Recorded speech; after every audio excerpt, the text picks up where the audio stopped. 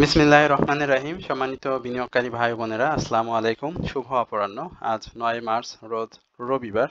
আজকের ইন্ডেক্স পর্যালোচনা এবং আপনাদের অনুরোধের স্টক নিয়ে সংক্ষিপ্ত পরিসরে আলোচনা করার জন্য আপনাদের সামনে হাজির হয়েছি। আশা করি আপনারা সকলেই ধৈর্য সহকারে আজকের এই আলোচনাটি শুনবেন। আজকে প্রথমবারের মতো যারা আমার চ্যানেলে আমাকে নতুন করে শুনছেন তাদেরকে আমি আন্তরিকভাবে ধন্যবাদ জানাচ্ছি এবং একই সঙ্গে আপনাদেরকে অনুরোধ করছি অবশ্যই আপনারা আমার চ্যানেলটি সাবস্ক্রাইব করবেন এবং আপনাদের যদি কোনো অনুরোধের স্টক থাকে সেটি অবশ্যই আপনারা কমেন্টসের মাধ্যমে লিখে আমাকে জানাবেন। আমি সেটি নিয়ে অবশ্যই আপনার সাথে কথা বলবো। এছাড়াও যারা আমার নিয়মিত দর্শক আমাকে নিয়মিত শোনেন তাদেরকেও আন্তরিক ধন্যবাদ এবং কৃতজ্ঞতা প্রকাশ করছি। একই সঙ্গে আপনাদের যদি কোনো অনুরোধের স্টক থাকে সেটি অবশ্যই আপনারা লিখে জানাবেন। আজকের মার্কেটের শুরুতে আমরা স্বাভাবিকভাবেই যে গ্রিন ক্যান্ডেল দিয়ে শুরু হয় সেটি দেখেছিলাম। সেই ক্যান্ডেলটি খুব সামান্য সময়ের জন্য আমরা মার্কেটকে পজিটিভ দেখি, বাট সময় করার সঙ্গে সঙ্গে মার্কেট আজকে ধ্বংসাবশেষে পরিণত হয়েছে। এক কথায় বলা চলে মার্কেটের যে হাই হয়েছিল ৫,২১২ পয়েন্ট, আজকে আপনারা দেখতে পাচ্ছেন মাত্র ২ পয়েন্ট ডাউন ট্রেন্ড থেকে মাত্র ২ পয়েন্ট উপরে মার্কেট ক্লোজ হয়েছে ৫,১৭৪.৪৪ পয়েন্টে, অর্থাৎ ৩০ পয়েন্ট নেগেটিভ দিয়ে মার্কেট আজকে আমরা দেখেছি ক্লোজ হতে। মার্কেটের যে ধ্বংসলীলা সেটি ক্রমান্বয়ে বৃদ্ধি পাচ্ছে। এর আগেও আমরা যেটি আপনাদেরকে বলেছিলাম। তো এই মুহূর্তে মার্কেটের যে সেল সিনারি সেটি অবশ্যই আপনাদেরকে মাথায় রেখে বাই সেল করতে হবে। বিভিন্ন জ্ঞাতিগোষ্ঠী মার্কেটকে খারাপ করার জন্য বিভিন্ন ধরনের খারাপ সংবাদ হিউমার প্রচারে ব্যস্ত। এই মুহূর্তে আমি সাধারণ বিনিয়োগকারী হিসেবে আপনাদেরকে বিনীতভাবে অনুরোধ করব আপনারা অবশ্যই খুব সতর্কতার সহিত মার্কেটে বিনিয়োগ করবেন। খুব সতর্কতার সহিত, আমি এই কথাটি আবারও উচ্চারণ করলাম, বিনিয়োগ করবেন সতর্কতার সহিত। মার্কেটে আজ আপট্রেন্ডে স্টকের সংখ্যা ছিল খুবই কম, মাত্র 58টি, যেটি 14 পয়েন্ট অর্থাৎ 14% মার্কেট পজিটিভ স্টক ছিল। 273টি কোম্পানি ডাউন ট্রেন্ডে ছিল। আনচেঞ্জ অবস্থাতে ছিল 67টি। মার্কেটের টপ গেনার লিস্ট যদি বলি সেটি আপনারা নিজেরাই সচক্ষে দেখতে পাচ্ছেন। সাবকো স্পিনিং, সেটি আজকে 1 টাকা প্রাইস অ্যাকশন হয়েছে। আজকে কোনো স্টক হল্টেড ছিল না। গেনার লিস্ট দেখতে পাচ্ছেন। আমি বলবো যে মানে একেবারে যে স্টকগুলো আমরা দেখি টপ গেনার লিস্টে, সেখানে কয়েকটি স্টক আজকে দেখতে পাচ্ছি হাতে গোনা। অধিকাংশ স্টক আসলে আমরা দেখি না এভাবে প্রাইস অ্যাকশন হতে। টেক্সটাইল সেক্টর আজকে সেক্টর বাই গেনার লিস্টে প্রথম থাকলেও মাত্র 13টি স্টক আপ ট্রেন্ডে ছিল। কেমিক্যাল সেক্টরের কথা না হয় নাই বললাম, মাত্র 6টি স্টক ডাউন ট্রেন্ডে 25টি। ইঞ্জিনিয়ারিং সেক্টরের আপ ট্রেন্ড 6টি, ডাউন ট্রেন্ড 35টি। আসলে সেক্টর ইন্স্যুরেন্সের কথা যদি একটু বলি, দেখতে পাচ্ছেন মাত্র 4টি স্টক, 36টি স্টক ডাউন ট্রেন্ডে। 43টি স্টকের মধ্যে 36টি যদি ডাউন ট্রেন্ডে থাকে তাহলে ইন্ডেক্সের অবস্থা কি হচ্ছে সেটা তো আপনারাই বুঝতে পারেন। ফুয়েল অ্যান্ড পাওয়ার সেক্টরের 23টি স্টকের মধ্যে মাত্র 5টি স্টক আপ ট্রেন্ডে, ডাউন ট্রেন্ডে 15টি। তো এই হচ্ছে মূলত আজকে মার্কেটের চিত্র। এরপরে আমরা একটু খুব সংক্ষিপ্ত পরিসরে আপনাদেরকে ইন্ডেক্স নিয়ে আলোচনা করব। ইন্ডেক্স নিয়ে যদি বলতে হয়, ইন্ডেক্সের গত 2 দিন আগে আমি যে অ্যানালাইসিসটি দিয়েছিলাম, আমি বলেছিলাম যে সাপোর্টটা যদি মার্কেট ভেঙে ফেলে তাহলে কিন্তু 2-1টি আমরা গ্রিন ক্যান্ডেল দেখব, বাট সেই গ্রিন ক্যান্ডেল কিন্তু সাস্টেনেবল হবে না। মার্কেট কিন্তু একটা বড় ডাউন ট্রেন্ডে চলে আসবে এবং সেটি কিন্তু মার্কেটে হয়েছে। মার্কেটের বর্তমান অবস্থা 5174, অর্থাৎ মার্কেট এই মুহূর্তে বেশ ভালোভাবে সেল সিগন্যালে রয়েছে।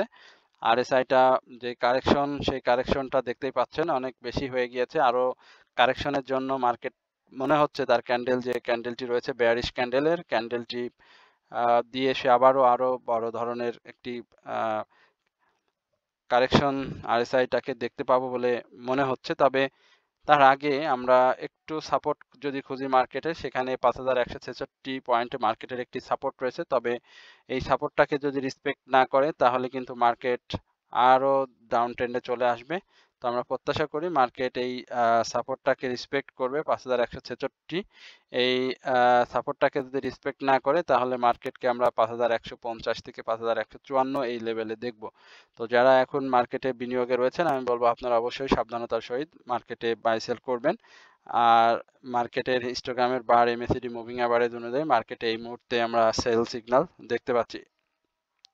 এই হচ্ছে ইন্ডেক্স এবং মার্কেট নিয়ে আমার সার্বিক আলোচনা। মার্কেটের যে ভলিউম সেটিও কিন্তু আজকে 17 কোটি টাকা কম হয়েছে। সবকিছু মিলিয়ে মার্কেটের একটি খারাপ অবস্থা আমরা দেখতে পাচ্ছি। সুতরাং অবশ্যই আপনারা খুব সাবধানতার সহিত মার্কেটে বাই সেল করবেন। এরপরে অনুরোধের যে স্টকটি রয়েছে সেই স্টক নিয়ে আপনার সাথে একটু কথা বলবো। প্রথমে রয়েছে ACFL অর্থাৎ আমান কটন ফেব্রিক্স। এই স্টকটি নিয়ে আপনারা এর আগেও আমার কাছে জানতে চেয়েছিলেন, আমি আজকে খুব সংক্ষিপ্ত পরিসরে বলি। এই স্টকটি দেখতে পাচ্ছেন যে ইয়ারলি হাইতে রিসেন্ট হাই থেকে সে ডাউন ট্রেন্ডে এসেছিল। ডাউন ট্রেন্ডে এসে আজকে সে 10 পয়সা প্রাইস অ্যাকশন করেছে, বাট এটি সাস্টেনেবল না। এই স্টকটি আরো ডাউন ট্রেন্ডে আসবে এবং সেখানে আমরা 17 টাকা 50 পয়সা পর্যন্ত স্টকটিকে দেখতে পাবো। সেক্ষেত্রে যদি 17 টাকা 40 পয়সাও আসে তাহলে অবাক হওয়ার কিছু নেই। স্টকটিতে ভলিউমটা গেইন করতে হবে এবং স্টকটির পি রেশিও অনেক বেড়ে গিয়েছে। তার পাশাপাশি সেকেন্ড কোয়ার্টার ইপিএসটাও ভালো আসেনি। ইয়ারলি লো ছিল 15 টাকা, আপনারা জানেন। সেখান থেকে স্টকটি একটা প্রাইস অ্যাকশন করেছে। এখানে কারেকশন জোন, আমার কাছে মনে হয় যে আরএসআইটা আরেকটু কারেকশন জোনে আসার সম্ভাবনা রয়েছে এবং সেটি 40-এর কাছাকাছি, এবং সেক্ষেত্রে 17 টাকা 40 পয়সায় আপনারা স্টকটি পাবেন এবং এই জোনটাতে যদি স্টকটি সাপোর্ট করে তাহলে খুবই ভালো, আর না করলে 17 টাকা থেকে 17 টাকা 10 পয়সা এই লেভেলে আমরা আমান কটনকে দেখতে পাবো। আর হিস্টোগ্রামের বার এমএসিডি মুভিং অ্যাভারেজ অনুযায়ী শেয়ারটিতে সেল সিগন্যাল রয়েছে। এরপরে ফেক ডিল, বহুল প্রত্যাশিত একেবারে আপনাদের স্টক। এই ফেক ডিল নিয়ে বারবার জানতে চেয়েছেন, আমরা ফেক ডিল নিয়ে একটু সংক্ষিপ্ত পরিসরে কথা বলি। ফেক ডিল নিয়ে এর আগেও আমি কথা বলেছিলাম। যে Far East knitting and dyeing industries, যেটি আমরা সংক্ষেপে ফেক ডিল বলে জানি। ফেক ডিল স্টকটি একটা চমৎকার অবস্থানে রয়েছে। ভলিউমটাও আজকে খারাপ জায়গায় ভলিউমটা পেয়েছে স্টকটি। হঠাৎ করে শেষ দিকে এসে আমি বলবো যে একেবারে লাস্টের দিকে এসে যদি মার্কেটকে আপনারা একটু দেখেন যে ফেক ডিলের, তো সেখানে হঠাৎ এত বেশি সেল প্রেসার চলে আসে ফেক ডিলের। এটা বুঝি নাই কেন যে এরকম হলো। এখান থেকে বের হয়ে গেল মানে নাকি নিজেরাই হাত বদল করলো, সেটি আসলে বলা মুশকিল এই মুহূর্তে। যদিও আজকে সে 40 লাখ ভলিউম করছে, প্রায় বায়ার এবং সেলারদের প্রায় 50-50 অবস্থান ছিল এই স্টকটিতে। সুতরাং আমি এর আগেও বলেছিলাম যে 18 টাকা 50 পয়সার উপরে প্রাথমিকভাবে 18 টাকা 60 পয়সা এই লেভেলে শেয়ারটিকে ক্লোজ দিতে হবে। যদি সে ক্লোজটা দিতে পারে তাহলে আমরা একটা 2 টাকা থেকে 1.5 টাকার একটা গ্যাপ পাবো, যেহেতু এটি ছোট স্টক। সুতরাং 1-2 টাকার গ্যাপ দিয়ে সে প্রাইস অ্যাকশনটা করে। স্টকটিতে হিস্টোগ্রামের বারটাও আপনারা দেখতে পাচ্ছেন যে ধূসর এবং ছোট হয়ে আসছে। আজকে প্রাইসটা পজিটিভ ট্রেন্ডে যাওয়ার কারণে আরএসআইটা ঊর্ধ্বমুখী রয়েছে, বাড়ার জায়গা রয়েছে, ভলিউমটা গেইন করছে। তো এই ভলিউমটা যদি ধরে রাখতে পারে তাহলে আশা করি স্টকটি আরো ভালো করবে। সুতরাং যাদের কাছে আছে আমি বলবো যে আপনারা তার অবস্থান এবং তার ক্যান্ডেল প্যাটার্ন দেখে বাই সেল করে এখান থেকে প্রফিট টেক করবেন। এরপরে জিপি নিয়ে জানতে চেয়েছেন। গ্রামীণ ফোনের এই স্টকটি টেলিকমিউনিকেশন, আমরা এর আগেও আপনাদেরকে বলেছিলাম যে এটি একটি কারেকশন জোনে যাবে এবং সেই কারেকশন জোনটা দেখতে বলেছিলাম 323 টাকা থেকে 320 টাকার এই লেভেলে। আমি এর আগেও এই স্টকটি নিয়ে আপনার সাথে কথা বলেছিলাম। তো জিপি ভালো ফান্ডামেন্টালি স্টক, ভালো ক্যাশ ডিভিডেন্ড দিয়েছে। এর আগেও একটা বড় প্রাইস ডাউন ট্রেন্ডে এসেছে, আপনারা জানেন। তো সেই ডাউন ট্রেন্ডের পরেই কিন্তু জিপির কি বলে যে প্রাইসটাকে একটু ঘুরে দাঁড়ানোর চেষ্টা করেছে। তো সেই ঘুরে দাঁড়ানোটা সাস্টেনেবল হয়নি। তখন জিপির প্রাইস অ্যাকশন ছিল 325 টাকা। তো আমি 323 টাকা থেকে 320 টাকা এই লেভেলে বলেছিলাম স্টকটি আসার সম্ভাবনা রয়েছে। তবে এখন যদি এই স্টকটিতে কেউ এন্ট্রি দিতে চান তাহলে আমি বলবো যে 323 টাকা থেকে 320 টাকা এই লেভেলটা স্টকটির জন্য একটা সুন্দর এবং ভালো এন্ট্রি জোন। এই এন্ট্রি জোন থেকে এন্ট্রি নিলে সহজেই একটা প্রফিট টেক করার সুযোগ থাকবে। সেক্ষেত্রে অবশ্যই সেক্টর ওয়াইজ মুভমেন্টটাও জরুরি। এই হচ্ছে মূলত জিপি নিয়ে আমার সংক্ষিপ্ত পরিসরের আলোচনা, এবং প্রাইস প্রফিট টেকিং জোন যেটি হবে সেটা 330 টাকা, এবং যদি সেটি সাকসেসফুলি ব্রেকআউট করে তাহলে 335 টাকা এই লেভেলে। আর শেয়ারটিতে এই মুহূর্তে এখন পর্যন্ত আমরা সেল সিগন্যাল দেখতে পাচ্ছি। মিডল্যান্ড ব্যাংক, মিডল্যান্ড ব্যাংকের কি অবস্থা আমরা একটু দেখি। মিডল্যান্ড ব্যাংক তো ভালো ডাউন ট্রেন্ডে রয়েছে।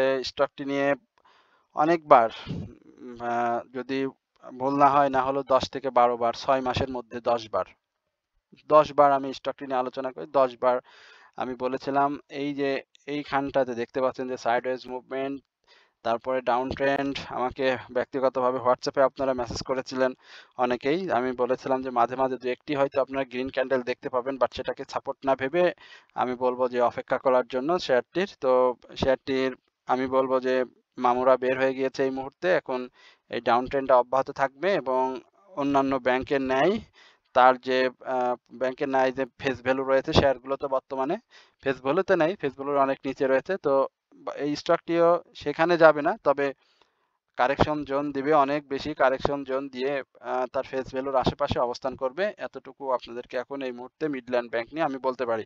তো আমার চ্যানেলে যারা নতুন তাদেরকে আমি বিনীতভাবে অনুরোধ করব, অবশ্যই আপনারা আমার চ্যানেলটি সাবস্ক্রাইব করবেন এবং একই সঙ্গে আপনাদের অনুরোধের স্টক থাকলে সেটি আমার কাছে আপনারা কমেন্টসে লিখে জানাবেন। ইন্ট্রাকো নিয়ে যেটি বলেছিলাম যে প্রাইস যেটি হয় যে ক্যাটাগরি চেঞ্জের পরে, সেই ক্যাটাগরি চেঞ্জের পরে তার মুভমেন্ট ছিল, অনেকেই হুমড়ি খেয়ে স্টকটিতে এন্ট্রি নিয়েছিলেন।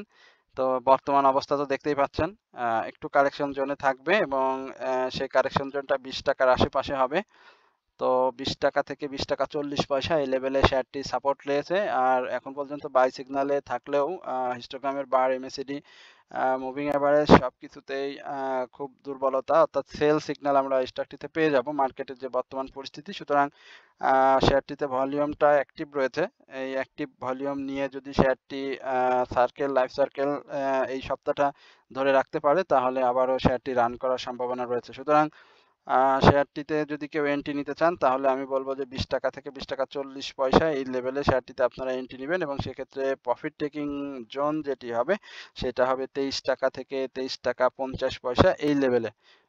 এরপরে ডেসকো বহুল মানে আলোচিত একটি শেয়ার আপনাদের কাছে। ডেসকো নিয়ে আপনারা জানতে চেয়েছেন যে খারাপ মার্কেটে ডেসকোর কেন এই ধরনের প্রাইস অ্যাকশন হচ্ছে, ডেসকোর কোনো নিউজ আছে কিনা, অনেক ধরনের কথা।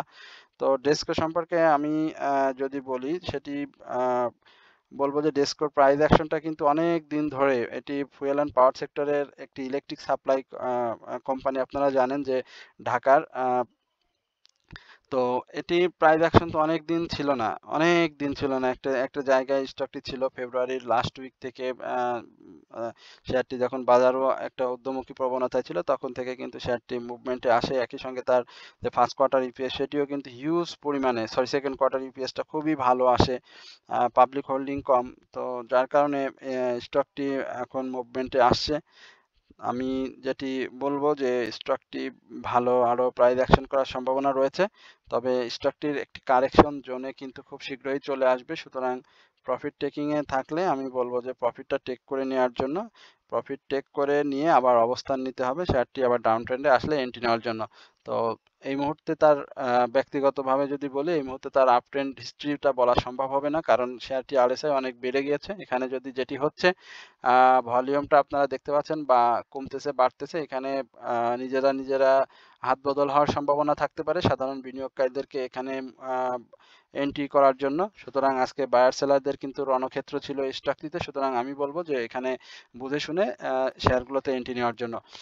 এরপরে আপনারা অনেকেই আমার কাছে জানতে চেয়েছেন যে ডিলিস্টেড কোম্পানির সংখ্যা। আমি একটু আপনাদেরকে এই আলোচনার মাঝে আপনাদেরকে বলি যে ডিলিস্টেড কোম্পানি নিয়ে এখন পর্যন্ত আমরা কোনো নিউজ পাইনি। সুতরাং এই নিউজে বা এই ধরনের কথা শুনে আপনারা কেউ আহ, আহ, ভয় পাবেন না, বা কেউ ভেঙে না পড়ে, বা কেউ আহ, কি বলবো যে লসে পড়ে শেয়ার সেল করবেন না, কারণ এই মুহূর্তে এই ধরনের কোনো নিউজ এখনো আসেনি, এই ধরনের নিউজ আমরা পাইনি। এগুলো সাধারণ বিনিয়োগকারীদেরকে বলে মূলত বাজারটাকে আরো অস্থিতিশীল করার চেষ্টা করছে। সুতরাং আপনারা কেউ এই ধরনের সংবাদ শুনে এই নিজেদের হাতে থাকা শেয়ারকে লসে সেল দিয়ে আর বাজারটাকে খারাপ করবেন না। আমি বলবো যে মার্কেট অবশ্যই ভালো হবে, একটু সময় দিতে হবে। এই খারাপ সময়ের মাঝেও আমি আপনাদের সাথে আলোচনা করার জন্য হাজির হয়েছি। সুতরাং আপনারা ধৈর্য সহকারে আলোচনা শুনবেন। আলোচনা শুনলে আপনারা অনেক কিছু জানতে পারবেন। অর্থাৎ রিয়েল এস্টেট কোম্পানির সংখ্যা, এই ধরনের কোনো কিছু এখন পর্যন্ত জানা যায়নি এবং এটি এখন পর্যন্ত কার্যকারী হওয়ার মতো কোনো পদক্ষেপ আমাদের সিকিউরিটি এক্সচেঞ্জ কমিশন থেকে নেওয়া হয়নি। সুতরাং আপনারা এই বিষয়ে একটু নিশ্চিত থাকতে পারেন। সোনারগাঁও টেক্সটাইলের প্রাইস অ্যাকশনটা হয়েছে, র্যালি হয়েছে, এখন কারেকশন জোন চলছে এই মুহূর্তে।